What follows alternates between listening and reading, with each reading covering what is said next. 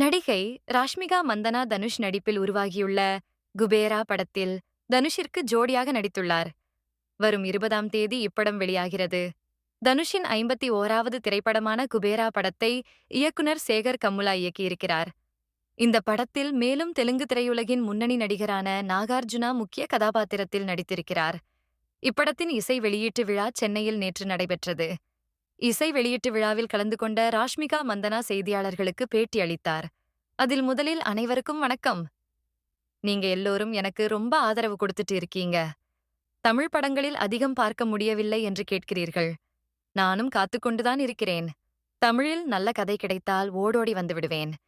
மேலும் கதாநாயகிக்கு முக்கியத்துவம் கொடுக்கும் படங்களில் நடிக்க விருப்பம் உள்ளதா என்று கேட்கிறீர்கள். எனக்கு முக்கியத்துவம் பெரிதல்ல, கதைதான் பெரிய முக்கியத்துவம். நல்ல கதை இருந்தால் எந்த மொழி படத்திலும் நடிப்பேன். அதேபோல எனக்கு தமிழ், தெலுங்கு, இந்தி என மொழி வித்தியாசம் கிடையாது.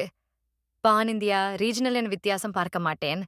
கதை நல்லா இருந்தால் நடிப்பேன் என்று கூறியிருக்கிறார் ராஷ்மிகா. இவ்வாறு கூறியிருக்கும் ராஷ்மிகா தற்போது அனைவரின் கவனத்தையும் ஈர்த்துள்ளார்.